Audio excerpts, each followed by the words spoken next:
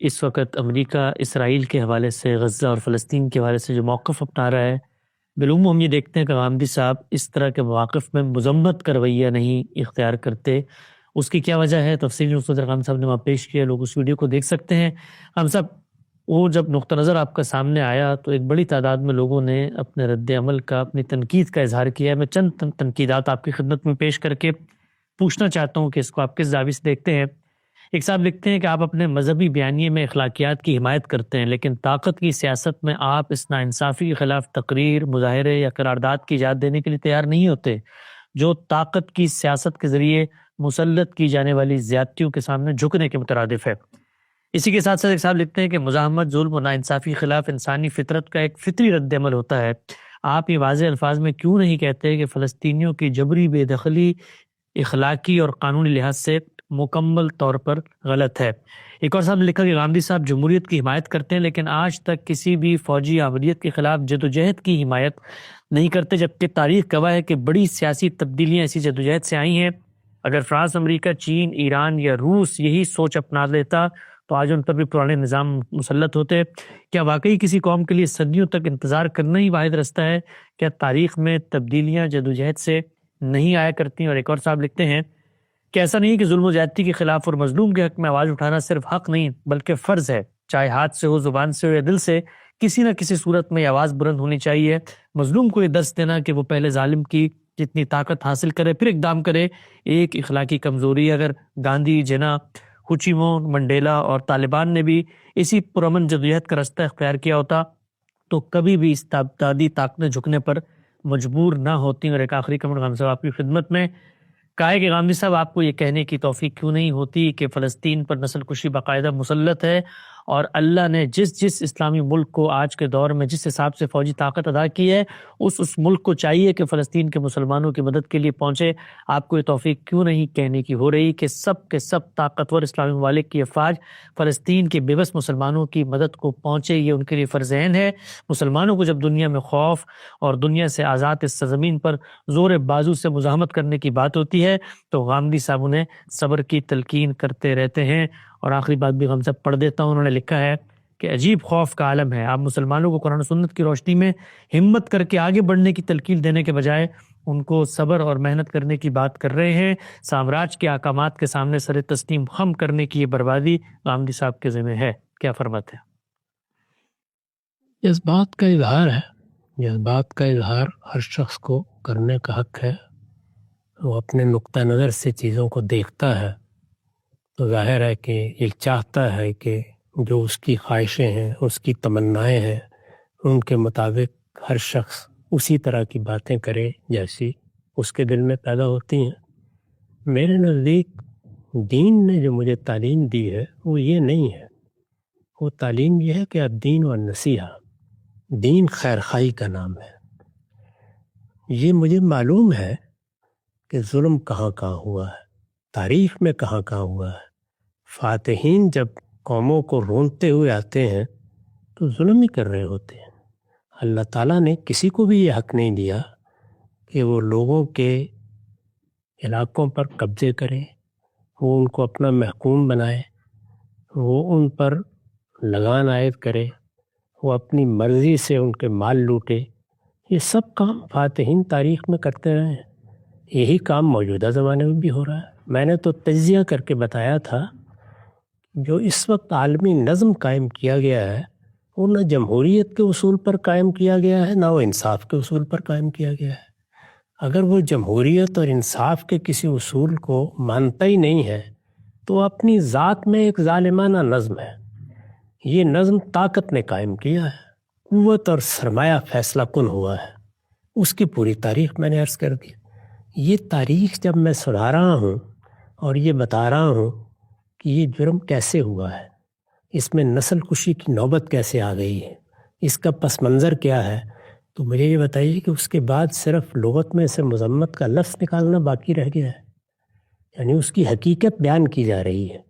اس حقیقت کو بیان کر کے یہ عرض کیا گیا ہے کہ اب آپ نے اس کے معاملے میں کیا طریقہ اختیار کرنا ہے۔ تو دو طریقے ہیں۔ ایک طریقہ یہ ہے کہ قبل از وقت دیوار کے ساتھ ٹکرائیے اور سر پھوڑ کر بیٹھ جائیے۔ دوسرا طریقہ یہ ہے کہ اس کی تیاری کریں۔ اللہ تعالیٰ نے کیا کہا؟ صحابہ کرام نے جب اپنے اندر یہ جذبہ محسوس کیا کہ ان کو ان کے گھر سے نکال دیا گیا ہے، اللہ کے آخری پیغمبر کو اپنا وطن چھوڑنا پڑا ہے، وطن چھوڑنے ہی کا یہاں تقاضا کیا جا رہا ہے۔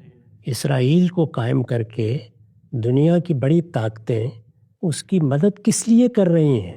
کہ وہ وہاں پر اپنی سلطنت قائم کرنے میں کامیاب ہو جائے۔ اس کی سلطنت کے راستے میں ایک قوم رکاوٹ بنتی ہے، اس کو اتنی بڑی تعداد میں باہر دھکیل دیا جائے کہ جس سے آبادی کا تناسب دنیا کے اس وقت کے قواعد کے مطابق اسرائیل کی بالادستی کو قبول کر لیں۔ یہی چیز ہے نا جو کی جا رہی ہے۔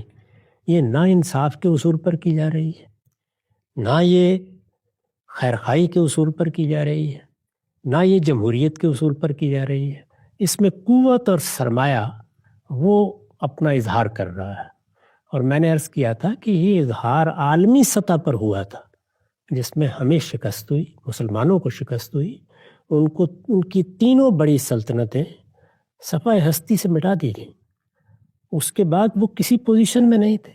یہ فلسطین جس کا ذکر ہو رہا ہے، اس پر برطانیہ نے قبضہ کر لیا تھا۔ جنرل ایلن بھی یہاں فاتح کی حیثیت سے داخل ہو گئے تھے۔ اس قبضے کے بعد فاتحین نے اس کا بھی فیصلہ کیا اور دوسرے مسلمان ملکوں کو بھی جو کچھ انہیں دینا تھا اس کا فیصلہ کیا۔ اس میں اب ظاہر ہے کہ یہاں تو ابھی نکلنے کا عمل ہے۔ اللہ کے پیغمبر کو، اس کے ساتھیوں کو نکال دیا گیا ہے، انہیں وطن چھوڑنا پڑ گیا ہے، مکے سے نکال دیا گیا، ان کے گھروں سے نکال دیا گیا ہے۔ قرآن نے اس کی تصویر کہتی ہے اخرجوا من دیارہم۔ اس موقع پر اللہ تعالیٰ نے کیا کہا؟ کفوا ایدیکم من القتال، اپنے ہاتھ قتال سے روکے رکھو۔ اچھا، ابھی اس کا موقع نہیں آیا۔ اس کے بعد کیا کہا ہے؟ ابھی نماز کا اہتمام کرو، اللہ کو یاد کرو، ابھی صبر کا موقع ہے۔ یعنی یہ موقع ہے جس کے لحاظ سے بات کہی جا رہی ہے۔ اس میں اس سے کس نے روکا ہے کہ آپ اپنے جذبات کا اظہار کرنا چاہتے ہیں کر لیں، آپ کوئی جلسہ کرنا چاہتے ہیں ضرور کریں، کوئی جلوس نکالنا چاہتے ہیں ضرور نکالیں۔ اس سے حاصل کیا ہوگا؟ یعنی اس موقع پر اگر اس سے کچھ حاصل ہوتا ہے تو میں بھی اس کی ترغیب دوں، جذبات کا اظہار ہو جائے گا تو جذبات کا اظہار کرنے سے میں نے کبھی نہیں روکا۔ یہ جن لوگوں کا ذکر کیا گیا ہے، یہ آپ دیکھیے کہ یہ تاریخ کے کس مرحلے پر بر صغیر میں نمودار ہوئے۔ یہ وہ مرحلہ ہے جب اس طرح کے سارے اقدامات کرنے کے بعد آخری درجے کی شکست ہو گئی۔ کس کس کو ہوئی؟ سب سے پہلے اگر آپ غور کریں تو جس وقت مغربی قومیں آنا شروع ہوئی ہیں تو یہ ساحلی علاقوں سے داخل ہو رہے تھے۔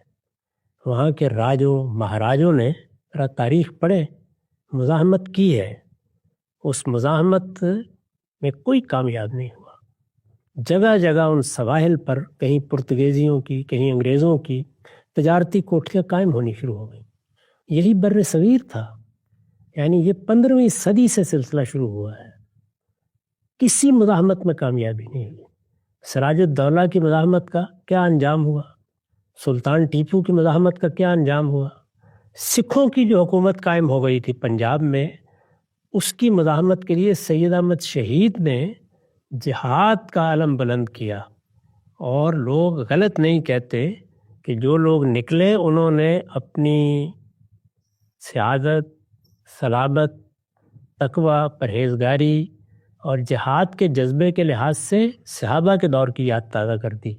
اس میں بھی آخری دن وہ شکست ہوئی کہ ایک المناک داستان ہمارے سامنے آ گئی۔ آخری دن کی اگر کبھی آپ تاریخ پڑھیں، جس وقت سید احمد شہید اور شاہ اسماعیل آخر میں نکلے ہیں، تو یہ معلوم ہوتا ہے کہ اب اس کے بعد کوئی راستہ باقی نہیں رہ گیا۔ یعنی شہادت ہی ہے جس کو اب آدمی اختیار کر سکتا ہے، کامیابی کے کوئی امکانات نہیں ہیں۔ اس کے بعد یہ وسط ایشیا میں دیکھیں، امام شامل، امام منصور، سوڈان میں دیکھیں مہدی سوڈانی، ایک ایک کو شکست ہوئی ہے۔ یہ آج کی داستان ہے۔ اسی طرح شاملی کا جہاد، 1857 کی بغاوت، یہ سب کچھ کے بعد مسلمانوں کو، اور مسلمان ہی نہیں دوسری قوموں کو بھی ان کی قیادت نے بتایا کہ یہ لڑنے کا وقت نہیں ہے، اس میں طاقت کا ایسا توازن قائم ہو گیا ہے، اسلحے کا اتنا فرق واقع ہو گیا ہے، بحری قوت میں اتنا زیادہ تغیر آ گیا ہے کہ اب لڑا نہیں جا سکتا تو کفو ہے یہ کمل القتال، اس وقت اپنی تعمیر میں لگ جاؤ۔ چنانچہ سر سید نے یہی منادی کی۔ یہ اس کا نتیجہ تھا کہ وہ قیادت پیدا ہوئی جس نے مغرب کی یونیورسٹیوں میں جا کے تعلیم پائی، جس نے ان کے قاعدے سیکھے، ان کے اصول سیکھے، جس نے ہندوستان میں ان کے نظام کو ان کے سکھائے ہوئے قواعد کے مطابق اور ان کی دی ہوئی آزادی کے لحاظ سے چیلنج کرنا شروع کیا۔ اور وہ چیلنج بھی کیا انہوں نے ہتھیار پکڑ کے کیا، انہوں نے سیاسی طریقے اختیار کیے۔ تو سیاسی طریقوں کو اختیار کرنے سے تو میں نے کبھی نہیں روکا، یعنی لوگ اختیار کریں، ان کی سیادت اختیار کریں، ان کی قیادت اختیار کریں، اگر وہ ان سیاسی طریقوں سے کوئی فائدہ حاصل کر سکتے ہیں ضرور حاصل کریں۔ یہ بھی محض خیال خام ہے کہ ان سیاسی طریقوں کے نتیجے میں آزادی مل گئی۔ آزادی کے ملنے کا باعث دوسری جنگ عظیم میں جو کچھ حالات پیش آئے وہ بنا۔ اگر یہ دونوں جنگیں نہ ہوتی تو ابھی 100 سال اور حکومت کرنا ممکن تھا۔ حالات ایسے پیدا ہو گئے، وہ اللہ تعالیٰ پیدا کرتا ہے۔ تو یہی بات ہے جو بتائی جا رہی ہے کہ تیاری کریں، اپنے آپ کو اپنے پاؤں پر کھڑا کریں، اس قابل بنائیں کہ آپ علم میں، آپ اخلاق میں دنیا کی قوموں میں سر اٹھا کے کھڑے ہو سکیں۔ آپ کے پاس وہ اسباب پیدا ہو جائیں جو اگر لڑ کر کوئی چیز حاصل کرنی ہو تو اس کے لیے ضروری ہے۔ اس میں نے عرض کیا تھا کہ جس وقت آپ لڑنے کا فیصلہ کرتے ہیں تو ہمارے دین کی روح سے جو قرآن نے سکھایا ہے ہم کو، وہ یہ ہے کہ پہلے یہ دیکھو کہ کیا فتح یقینی ہے۔ اگر فتح یقینی ہے، سخت بزدل ہے جو آدمی لڑنے کے لیے نہیں نکلتا۔ اگر امکان ہے فتح کا، یعنی معلوم ہوتا ہے کہ جائزہ لینے کے بعد ہم اس نتیجے پر پہنچے ہیں کہ ظن غالب یہی ہے کہ فتح ہو سکتی ہے، پھر بھی آپ کو حق ہے، آپ ضرور لڑنے کے لیے اٹھیں۔ اسی خیال سے اسرائیل پر سارے ہی مسلمان ملکوں نے جو قریب ہیں مل کر بھی حملے کیے ہیں۔ 2 مرتبہ یہ جنگ ہوئی ہے، اس میں بھی شکست ہو، کچھ بھی نہیں کیا جا سکا۔ تو اس طریقے سے اپنی طاقت کا جائزہ لے دیں، امکان ہے اس بات کا۔ اگر یہ معلوم ہو کہ کوئی امکان ہی نہیں ہے تو پھر جہاد نہیں ہوتا، پھر مزاحمت نہیں ہوتی، پھر خودکشی ہوتی۔ اس وقت خودکشی سے روکا جا رہا ہے۔ یہ خودکشی ہوئی ہے جس میں ہزاروں کی تعداد میں بچے مرے ہیں، جس میں اتنے بڑے پیمانے کے اوپر لوگوں کی جان و مال کا نقصان ہوا ہے، جس میں ایک پوری قوم کی، اس میں کوئی شک نہیں، نسل کشی کی نوبت آ گئی۔ یہ سب ہوا ہے۔ اس کو دیکھنے کے بعد اب بھی خیال یہ ہے کہ آپ نے اس طرح کی مزاحمت کو جاری رکھنا ہے۔ یہ لیڈرشپ جس کا ذکر کیا گیا ہے، ان کا اصل کمال یہی تھا کہ انہوں نے 1857 کے بعد یہ اندازہ کر لیا یہ لڑنے کا وقت نہیں ہے، اس وقت کچھ دوسرے طریقے اختیار کرنے چاہیے۔ تو پورا منظر آئے۔ چنانچہ گاندھی کے بارے میں تو ہم جانتے ہیں کہ وہ عدم تشدد کے پیغمبر بن کر اٹھے، نان وائلنس، یہی چیز ان کا ترہ امتیاز ہے۔ مقصد ہی یہ تھا کہ ہم لوگ اس پوزیشن میں نہیں ہیں کہ ہم لڑ سکیں۔ جب ہم اس پوزیشن میں نہیں ہیں تو ہماری جدوجہد بھی سر تسر قانون کے اندر، قاعدوں کے اندر ہونی چاہیے، اور وہ نان وائلنس کی بنیاد پر، عدم تشدد کی بنیاد پر ہونی چاہیے۔ خود قائد اعظم کی ساری جدوجہد آئینی جدوجہد ہے، سیاسی جدوجہد ہے۔ تو سیاسی جدوجہد، آئینی جدوجہد، وہ تو زیر بحث ہی نہیں ہے۔ جس چیز سے روکا جاتا ہے وہ مسلح اقدام ہے، نہ مسلمان اس کی پوزیشن میں ہے، نہ اس میں فتح کے کوئی امکانات ہیں۔ اور میں نے تجزیہ کر کے بتایا تھا کہ جن عالمی طاقتوں نے نظم قائم کیا ہے، یہ جنگ اصل میں نہ کہیں بھارت کے خلاف ہے، نہ کہیں یہ اسرائیل کے خلاف ہے، یہ اس عالمی نظم کے خلاف ہے۔ جب آپ اس عالمی نظم کو شکست دینے کی پوزیشن میں آ جائیں گے تو پھر ہم بھی پہلی صف میں کھڑے ہوں گے انشاءاللہ۔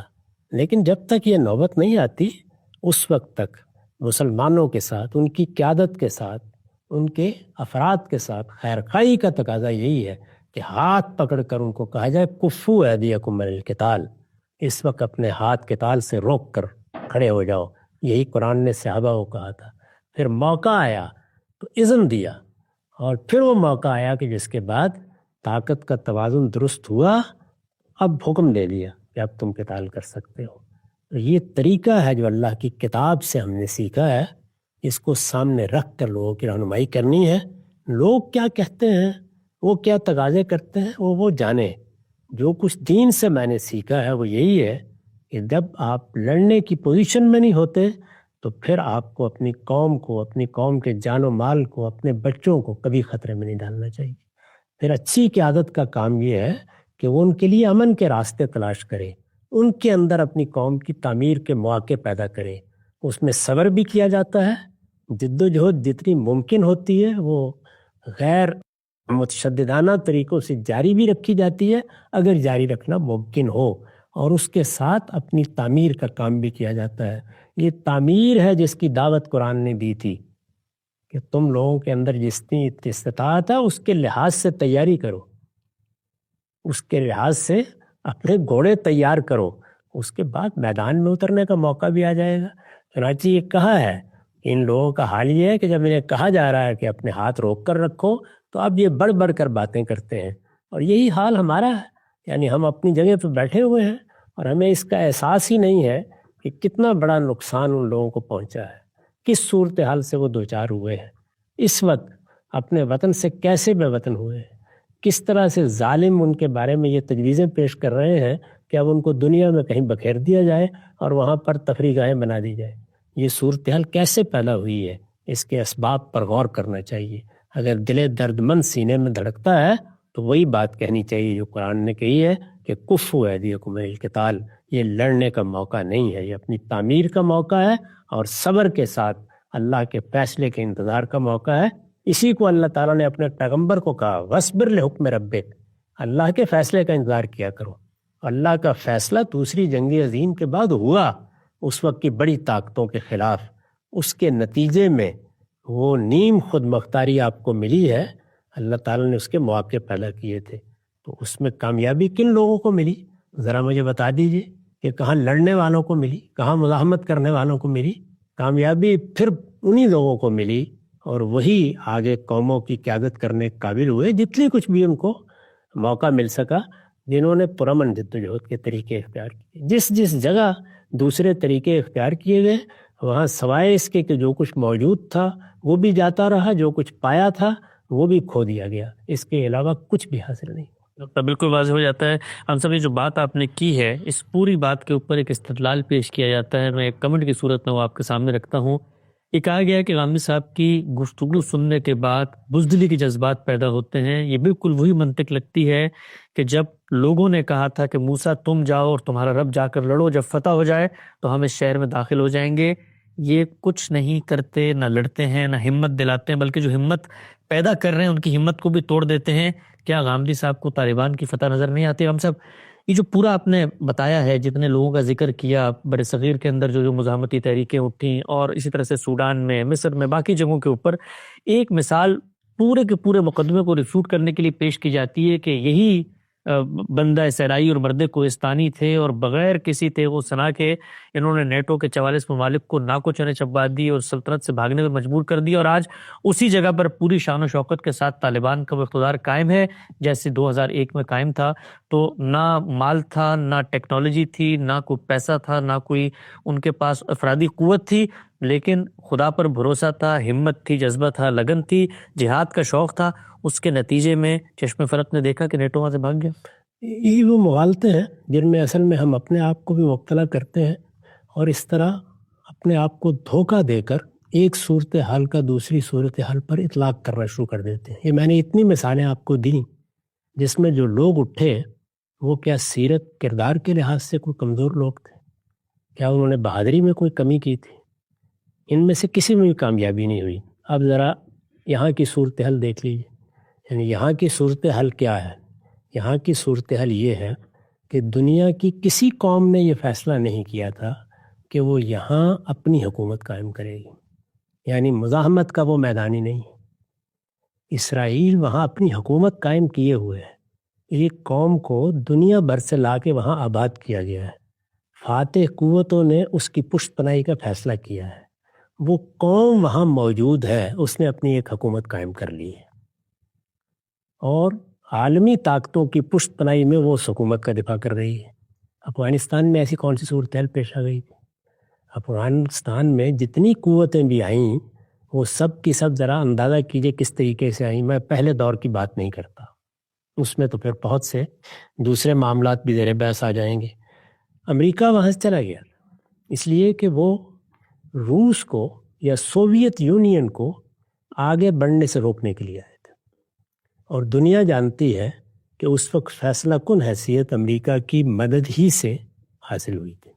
چنانچہ سوویت یونین کا خاتمہ کرنے میں امریکہ کامیاب ہو گیا، یعنی دو بڑی قوتوں کے درمیان جو ایک سرد جنگ کی صورتحال تھی، اس میں امریکہ کو فیصلہ کن فتح ہو گئی۔ اس کے لیے ہم نے اپنا میدان پیش کیا، اپنے لوگ پیش کیے، اس میں کامیابی بھی انہی کو ہوئی۔ انہوں نے وہاں سے ساز و سامان سمیٹا اور چلے گئے۔ وہاں کیا ہوا؟ یعنی وہ سب لوگ جن کو استعمال کیا گیا تھا وہ اب ایک دوسرے کا خون بہانے لگ گئے۔ اس میں جو کچھ ہوا ہے وہ ایک دردناک اور المناک باب ہے تاریخ کا۔ یعنی آپ یہ دیکھیے کہ اس میں کس طریقے سے کابل کے باہر مسلمانوں ہی کے مختلف گروہ ایک دوسرے کے خون کے پیاسے ہوئے کھڑے تھے۔ ایک داخل ہوتا تھا، دوسرا اس کو مارتا تھا، دوسرا داخل ہوتا تھا، تیسرا اس کو مارتا تھا، یہاں تک کہ بیت اللہ میں جا کے معاہدات کرانے کی کوشش کی گئی، اس میں بھی کامیابی نہیں۔ یہ نتیجہ نکلا اسی افغانستان میں۔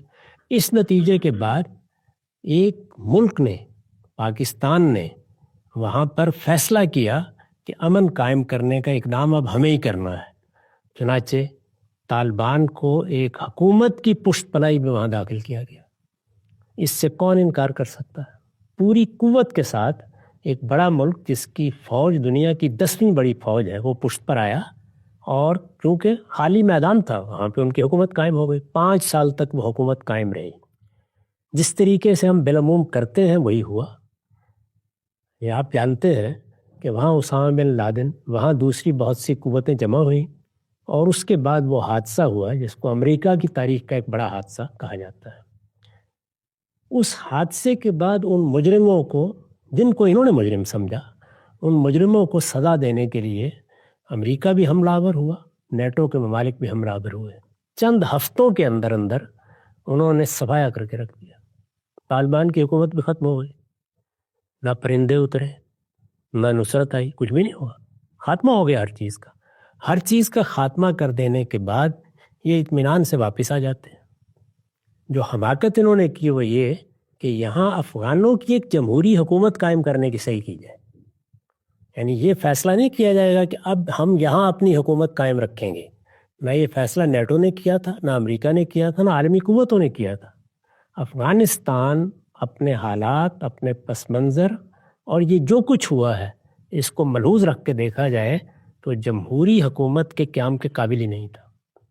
چنانچہ ایک لمبے عرصے تک، کم و بیش 20 سال تک، امریکہ نے وہاں رہ کر وہ حکومت قائم کی، دستور بنایا، اس کو چلا کے دکھایا، اور یہ توقع کی کہ یہ لوگ اپنے پاؤں پر کھڑا ہو کر افغان قوم ایک حکومت بنانے کے لیے کامیاب ہو جائے۔ اندازہ کر لیا گیا کہ وہ اس میں کامیاب نہیں ہو سکتے، تو اپنا سامان سمیٹا اور چلے آئے۔ اس کے بعد خالی میدان میں آپ نے جا کر یہ کہا کہ اب تو یہاں رانجھے ہی کے دیس ہوگا۔ اس کو فتح کہا جاتا ہے۔ یہ افغان قوم کی شکست ہے، یہ جمہوری اقدار کی شکست ہے، یہ قانون کی حکمرانی کی شکست ہے، اور اس میں اگر کوئی اس نوعیت کی فتح بھی پائی گئی ہے تو پشت کے اوپر ایک باقاعدہ حکومت دنیا کی 10ویں بڑی فوج کے ساتھ اور وسائل کے ساتھ کھڑی رہی ہے۔ اس نے اپنے مقاصد کے لیے کہ ہماری یہ سرحد محفوظ ہو جائے پناہ دی ہے، مدد کی ہے، تربیت کی ہے، یہ سارے کام کیے ہیں۔ یہ کیا داستان ہے جو سنائی جا رہی ہے؟ اس کی حقیقت وہ نہیں ہے جو لوگ بیان کرتے ہیں۔ تو بالکل واضح ہو گیا ہے، جس چیز کو عام طور پہ فتح سے تشبیہ دی جاتی ہے وہ حقیقت میں کیا ہے۔ اور ہم سب یہ جب سب کچھ ہوا تو کیا کبھی ایسا بھی ہوا ہے دنیا میں کہ جب فتح ہو رہی ہو تو باقاعدہ امن معاہدے لکھے جا رہے ہوں، اس میں طے کیا جا رہا ہو کہ امریکہ کی سلامتی پر، اس کے وسائل پر طالبان کی سرزمین استعمال نہیں ہوگی؟ پھر تو طالبان فاتح تھے تو وہ دنیا میں آگے بڑھ کے اعلان کرتے کہ ہم نے امریکہ کو شکست دے دی ہے، اور اس کے بعد جہاں پر ہمارا دل چاہے گا وہاں پر ہم امریکی وسائل کو قبضے پہ کر لیں گے۔ یہ اور خاص طور پر جو ابھی ایران پشت پناہی کر رہا تھا اس میں تو پھر سب سے بڑھ کر ان کو کرنی چاہیے۔ یہاں سے تو کوئی آواز بھی نہیں اٹھی، تو اس لیے صورتحال یہ نہیں ہے، یہ ہم اپنے آپ کو دھوکہ دیتے ہیں۔ تو میں اس طرح کی تنقیدوں کے نتیجے میں کوئی مذمت کے الفاظ کہہ کر یا فلاں لفظ کہہ کر یا فلاں بات کر کے لوگوں کو دھوکہ نہیں دینا چاہتا۔ میرے نزدیک بالکل واضح صورتحال ہے کہ اس وقت جو عالمی نظم قائم ہے، جب تک اس میں تبدیلی نہیں آتی. وہ تبدیلی ظاہر ہے کہ ایسا نہیں ہے, اللہ تعالیٰ کا قانون ہے, تلک الایام نداولها بین الناس. تبدیلیاں آنی ہیں, وہ آتی ہیں. جب تک وہ تبدیلی نہیں آتی اس وقت تک اس کے کوئی امکانات نہیں ہیں کہ کوئی مسلح جد و جہد کامیاب ہو جائے. جب یہ بات نظر آ رہی ہے, آنکھوں کے سامنے ہے, تو پھر ایک ہی راستہ رہ جاتا ہے, وہ یہ ہے کہ صبر کے ساتھ جو کچھ ملا ہے اس پر اللہ کا شکر ادا کیا جائے اور اپنی تعمیر میں مصروف ہو کر اپنے آپ کو اس قابل کیا جائے کہ دنیا کی آنکھوں میں آنکھوں ڈال کر آپ انصاف حاصل کر سکیں. انصاف قوت سے حاصل ہوتا ہے بین الاقوامی معاملات میں, وہ بین الاقوامی قانون کے حوالے دینے سے حاصل نہیں ہوتا. تو بالکل واضح ہو گیا. عام صاحب سے جو ہم نے گفتگو کی ہے, اگرچہ اس وقت مسلمانوں کی اکثریت جس جذباتی کیفیت میں ہے وہ اس کو سمجھنے اور اپریشیٹ کرنے سے قاصر ہے, لیکن بعض فیصلے تاریخ پر چھوڑ دیتے ہیں, وقت ختم ہوتا ہے. دوبارہ حاضر خدمت ہوں گے, اب تک آپ کا بہت شکریہ.